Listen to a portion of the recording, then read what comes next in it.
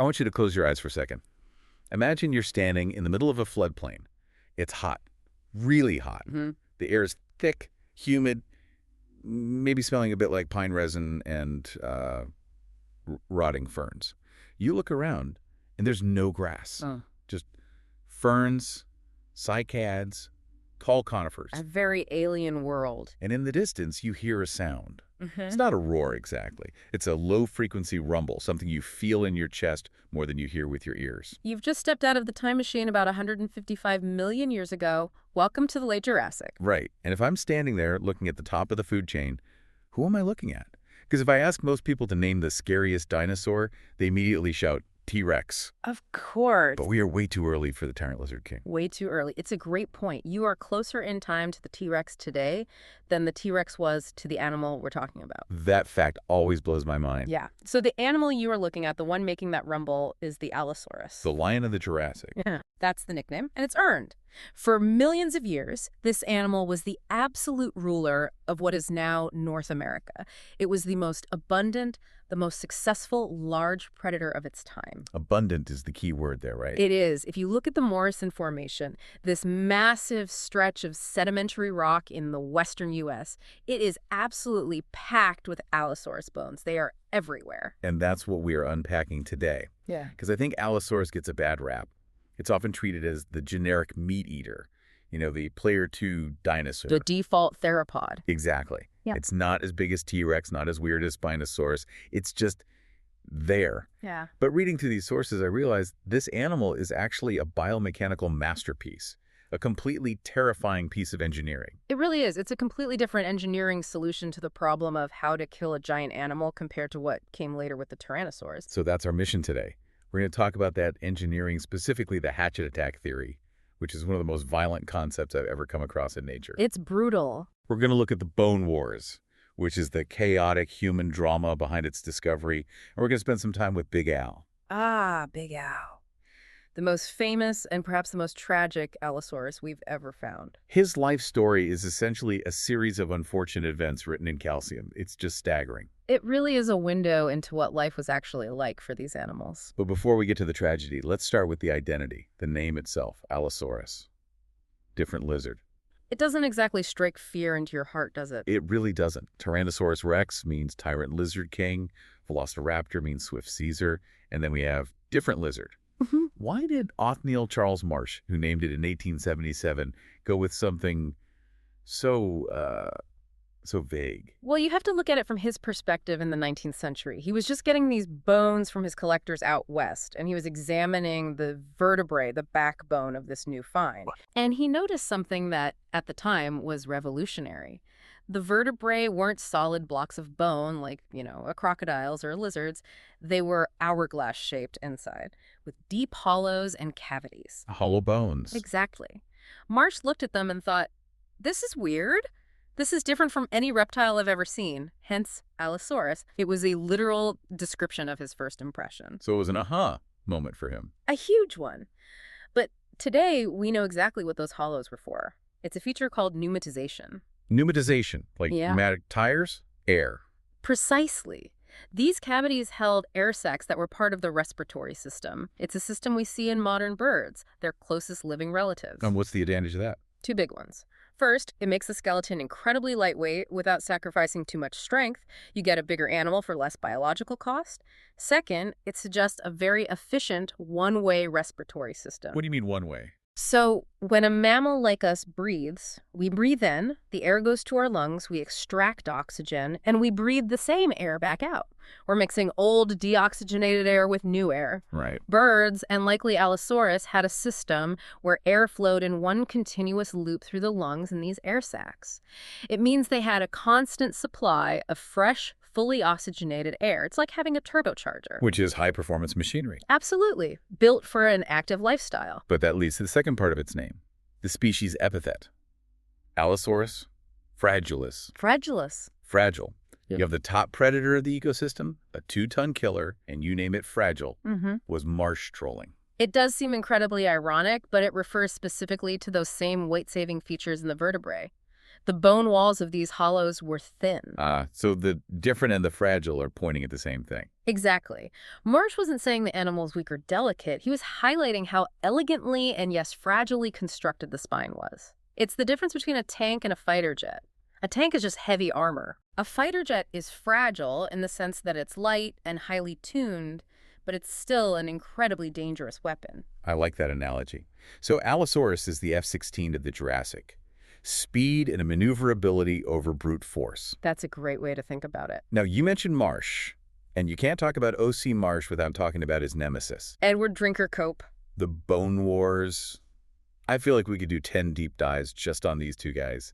They hated each other. Hate is a mild word for it. This was a bitter, scorched earth rivalry in the late 1800s. It was personal, it was professional, it was nasty. It was all about ego, wasn't it? Completely. They were racing to name new species, to fill up the museums back east, to cement their own legacies. And in their rush, they made a complete mess of the science. How so? They were getting crates of bones from Colorado, Wyoming, Utah, often very fragmentary stuff. And every time they found a toe or a tooth that looked even slightly different, they slapped a new name on it to claim priority. They were naming things so fast they weren't even properly describing them. So we ended up with this clutter of names like Creosaurus, Labrosaurus, Epentherius. And dozens more. And most of those, after decades of patient work by later paleontologists, turned out to be just Allosaurus. Different individuals, maybe different ages or slightly different sizes, but the same animal. The rush for glory just created confusion. It did. But it also led to one of the most painful what-if stories in the history of paleontology. It involves a specific crate of fossils. The unopened box. The unopened box.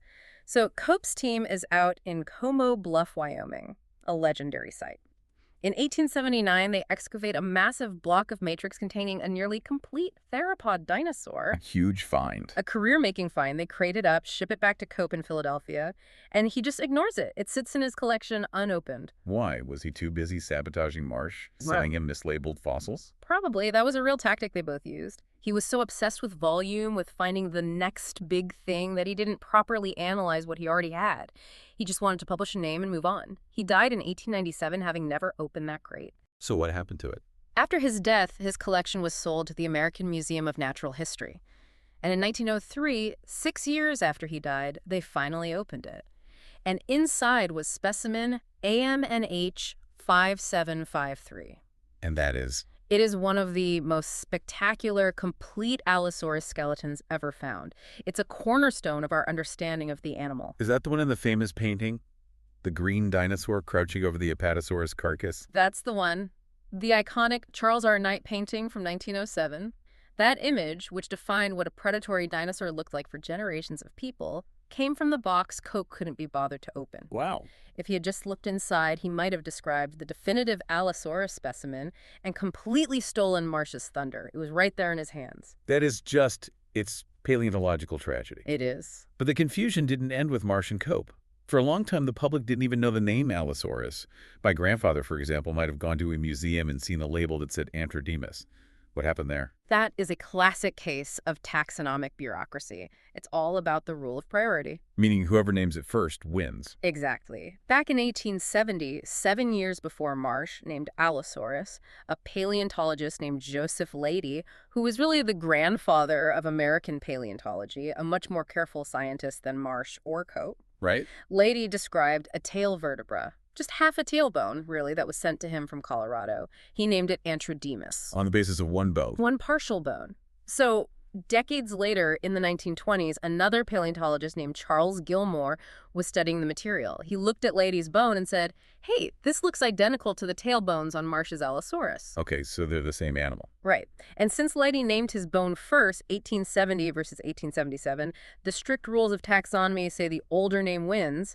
Antrodemus has priority. So because of one half-broken tailbone, the name Allosaurus was thrown in the trash. For about 50 years, yes. From the 1920s all the way to the 1970s, scientific papers and museum exhibits use the name Antrodemus. It's a real shame. So what brought Allosaurus back from the dead? A man named James Madsen. He published this massive, exhaustive monograph on the fossils from the Cleveland Lloyd Quarry in the 70s, and he successfully argued, look, Antrodemus is based on garbage material. It's a nomen dubium. A dubious name. Exactly. You can't define an entire genus on half a tailbone that could belong to anything. He made the case that Allosaurus was based on much better, more complete, and more diagnostic material, and the scientific community finally agreed. He resurrected the name. Thank goodness. Allosaurus just sounds better. It has a flow to it. It does. It rolls off the tongue. Now, you mentioned the Cleveland Lloyd Quarry, and we're going to get deep into that later because it sounds like a prehistoric crime scene. But first, let's establish where this animal lived. We know it's an American icon, Utah, Wyoming, Colorado.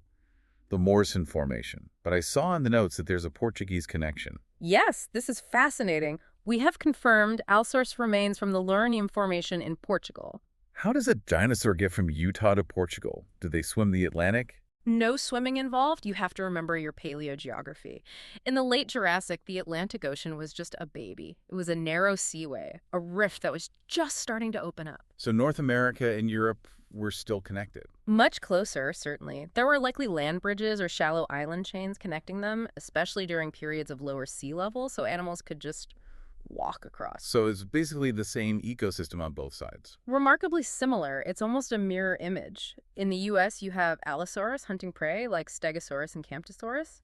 In Portugal, you have Allosaurus hunting, well, Miragaia, which is a type of stegosaur, and Draconyx, a type of Camptosaur. It shows that Allosaurus was a dominant transcontinental success story. And it's the state fossil of Utah, right? It is, designated in 1988 purely because of the sheer volume of bones found there, especially at Cleveland Lloyd. Okay, let's get a good look at this animal.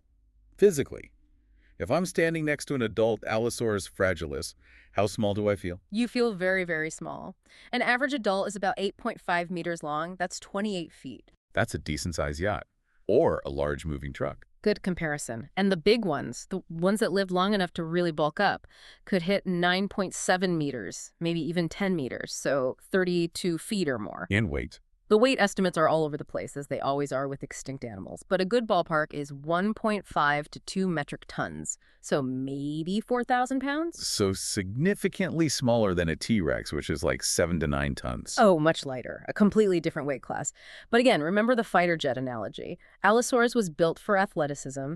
It had a massive skull, a short neck, and a long, stiff tail that acted as a counterbalance. And unlike the Tyrannosaurs, it had functional arms. It really did. I wanted to ask about that. T-Rex gets endlessly mocked for its tiny two-fingered arms, but Allosaurus was packing some serious heat in the upper body department. Oh, absolutely. The arms were robust, powerful, and about 35% of the length of the legs. That is a very useful reach. Yeah. And they ended in 3 fingers, each one tipped with a massive recurved claw. How big were the claws? The innermost claw, the thumb essentially, was huge. It could be over 6 inches long, following the curve. They were like meat hooks. What were they doing with them? Were they slashing with them? Probably not slashing so much as grappling. The range of motion studies show they could reach forward and pull inwards with a lot of force. Imagine a linebacker grabbing you. Allosaurus could hook onto the side of a prey animal, digging those claws in to anchor itself, while the mouth did the real work. That's a horrifying image.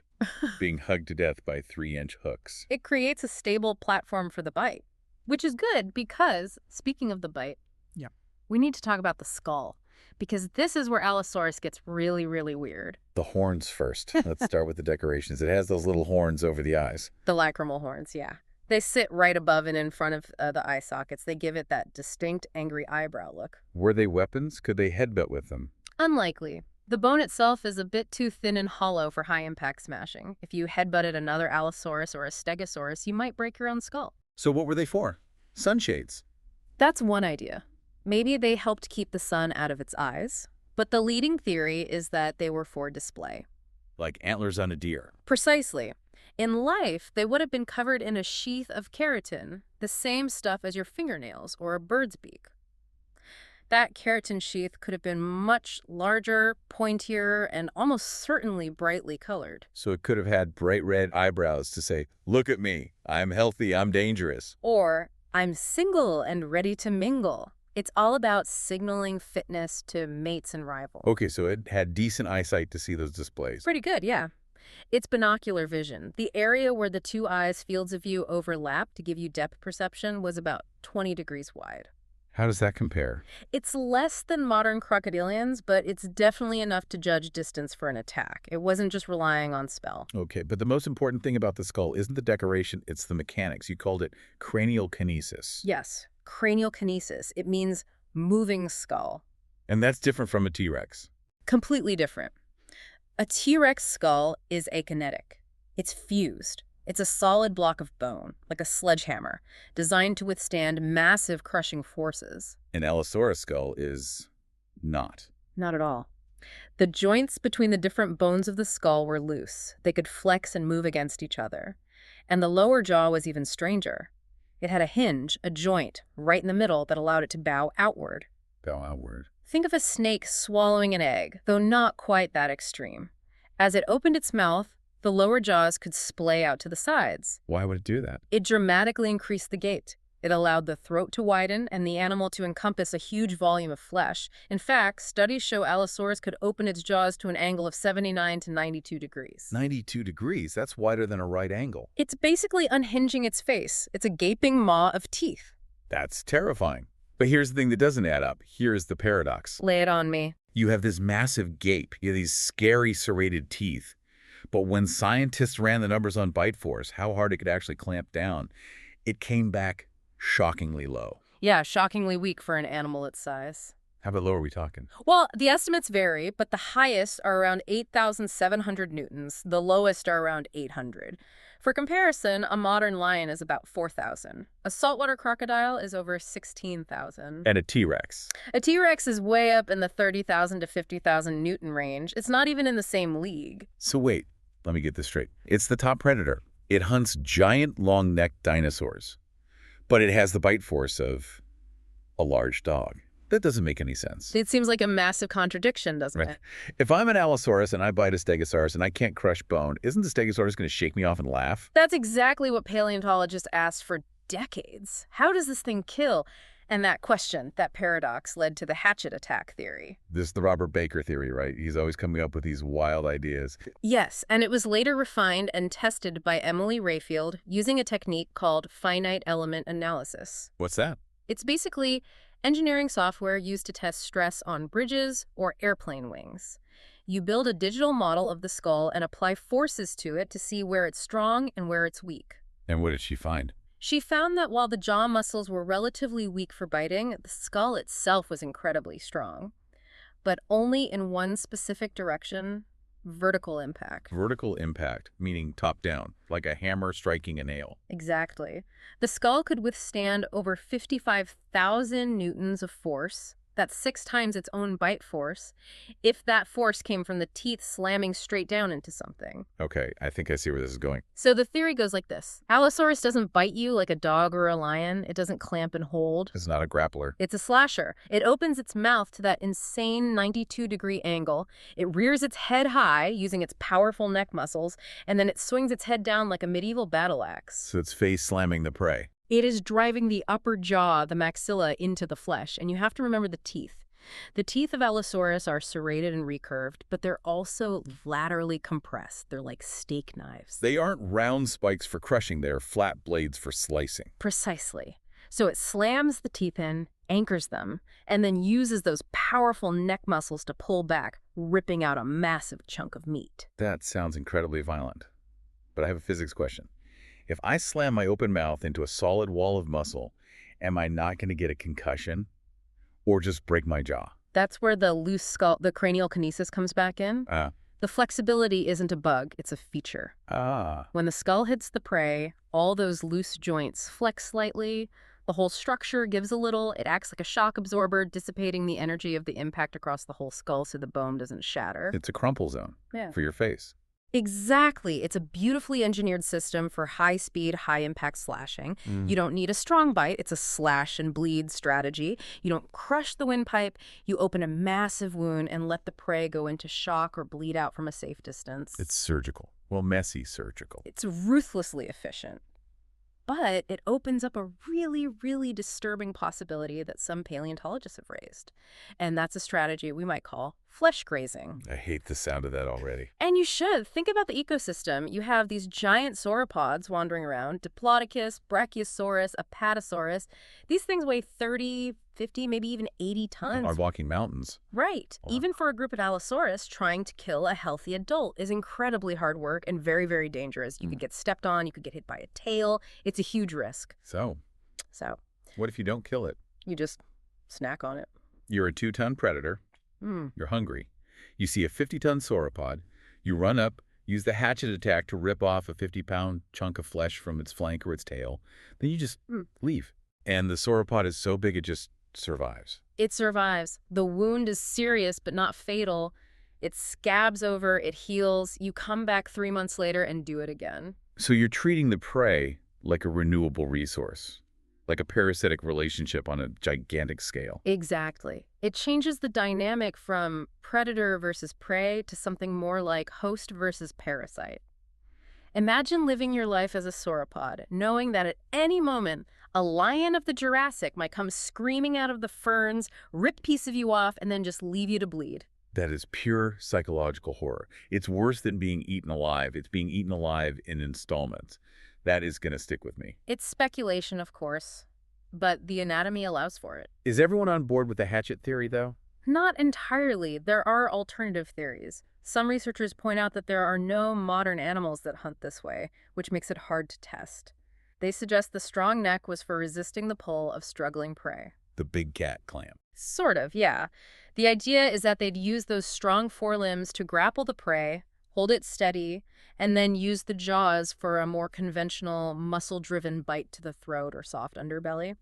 The wide gape isn't for a hatchet swing, it's just to get their mouth around a bigger chunk of animal. So the debate is still active. Very active. But the hatchet model does a great job of explaining the paradox of the weak bite and the strong skull. And we do know for a fact that they got into fights where the prey definitely fought back. Yeah. We have to talk about the Stegosaurus evidence. Yes, the ultimate Jurassic showdown. We have direct fossil evidence of their conflicts. It's like a prehistoric crime scene. Exhibit A. The Thagomizer. The Thagomizer. Yeah. That four-spiked tail is a nasty, nasty weapon.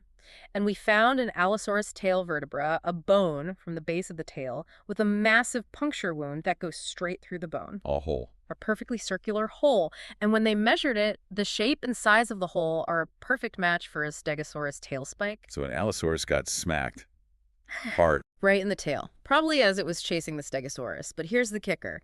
The bone had healed. There was smooth, rounded bone growth around the hole. The Allosaurus survived the fit. It limped away from that encounter. But on the flip side, we have a Stegosaurus neck plate, one of those big bony plates on its back with a huge U-shaped bite mark taken out of it. And that U-shape is a perfect fit for the snout of an Allosaurus. So these weren't just ships passing in the night. They were actively brawling. It was a brutal world, and nothing, absolutely nothing, illustrates just how brutal it was better than the story of Big Al. Let's talk about Al, because usually when we see a fossil, it's just a cool skeleton, an anatomical specimen.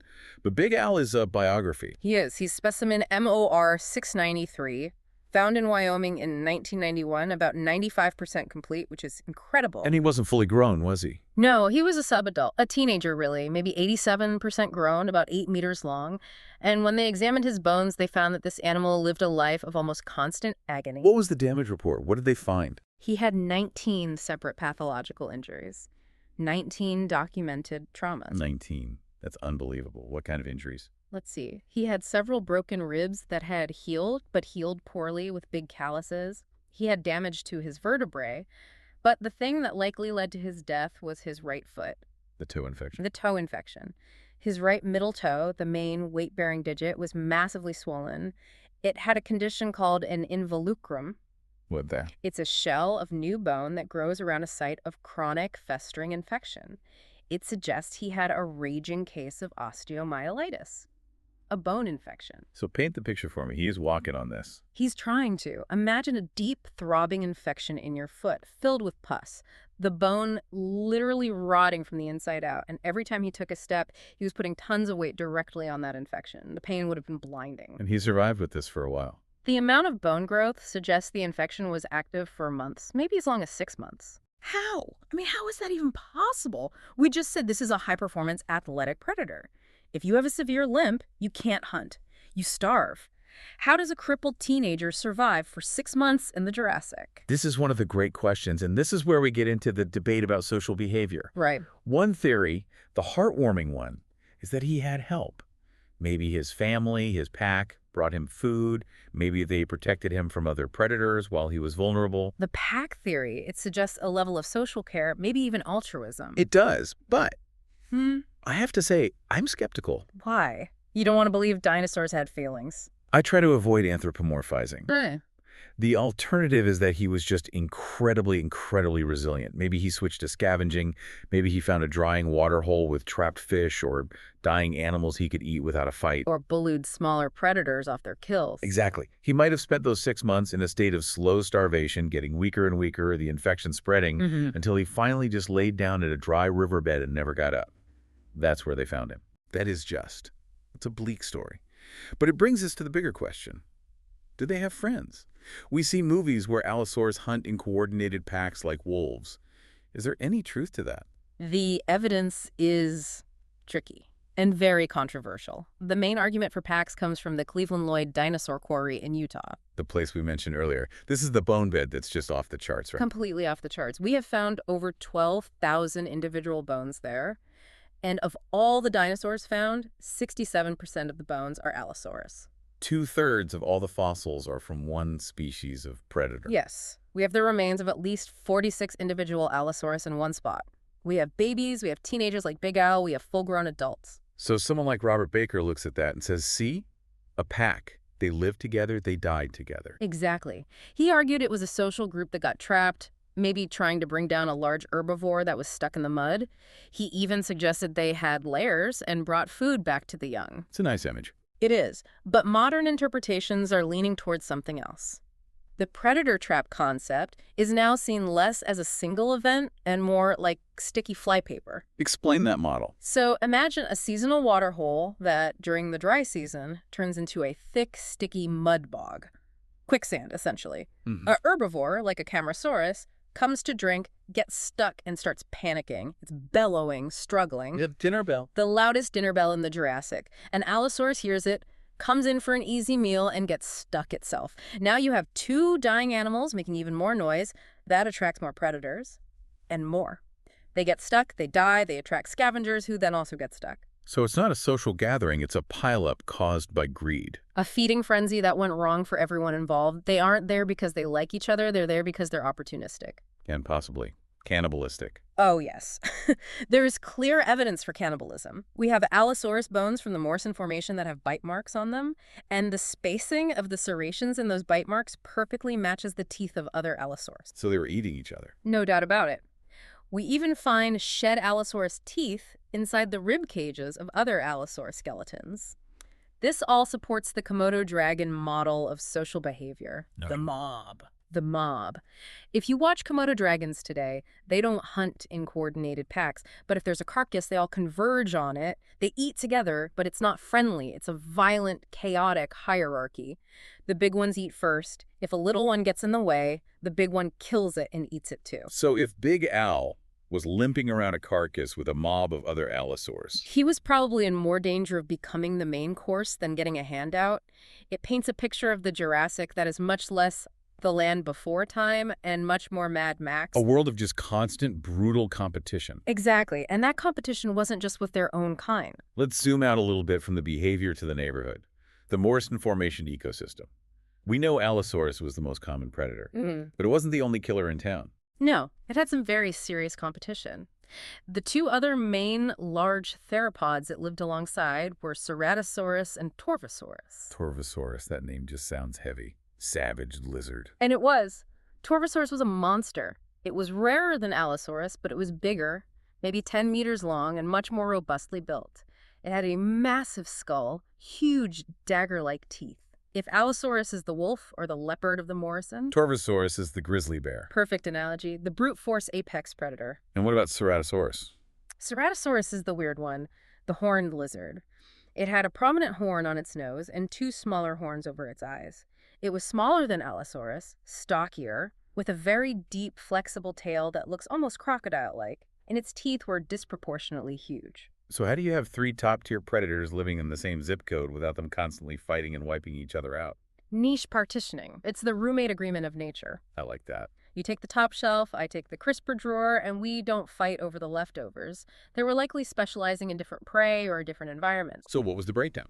The general thinking is that Allosaurus was the generalist. It had longer legs, it was probably faster, it was adaptable. It likely patrolled the open floodplains, hunting a wide variety of prey like Camptosaurus or young sauropods. And the others. Ceratosaurus, with that flexible tail and lower slung body, probably stuck closer to the waterways, the rivers, and lakes.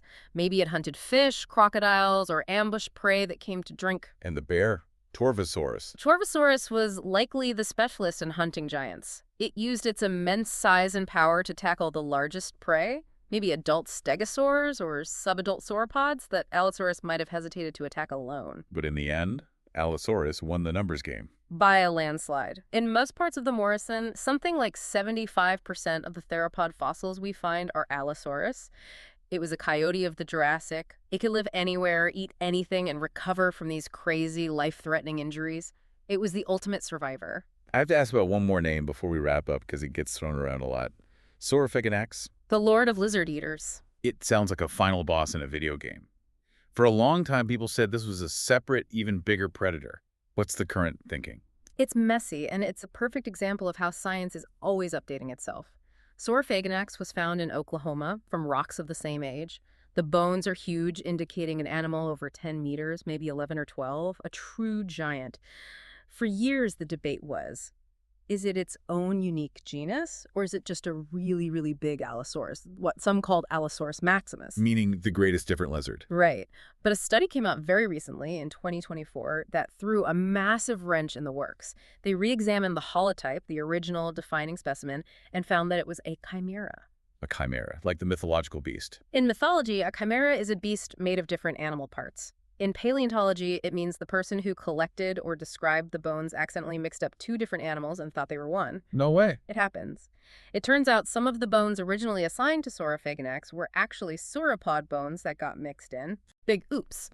So the validity of the name Sauropods is on very shaky ground now. However, the actual theropod bones that are in the mix are distinct enough from Allosaurus fragilis to likely be their own species. So the current thinking is pushing toward renaming it Allosaurus annex. Allosaurus annex King Allosaurus. Exactly. It confirms that this body plan, the hatchet-wielding, loose-skulled, fast-slashing design, was scalable. It could get truly massive and challenge even something like Torvosaurus for the title of heavyweight champion. So when we step back into our time machine and leave the Jurassic, what is the lasting image we should have of Allosaurus? It's not the T-Rex. It's not the bone crusher. No, it's the slasher. It's the ultimate opportunist. It's an animal that lived fast, died young, and threw its body into the fray with reckless abandon. Think of Big Al. It survived 19 major traumas. It dominated its world not because it was the biggest or the strongest, but because it was the most adaptable, aggressive, and widespread engineering marvel of its time. And for me, the image that's going to stick is that idea of flesh grazing. It's so much more terrifying than a clean kill. The idea of a predator that doesn't even grant you the mercy of death, but just farms you. It's a grim world. Nature isn't cruel, but it is profoundly, deeply indifferent. And for 10 million years, Allosaurus was the master of that indifference. Well, on that cheerful note, we're going to wrap up this deep dive. Whether you're Team Hatchet Attack or Team Big Cat Clamp, there is no denying that the different lizard deserves way more respect than just being T-Rex's opening act. Absolutely. A true king in its own right, for its own time. Thanks for listening. Keep those questions coming, keep digging, and as always, stay curious. We'll see you on the next dive.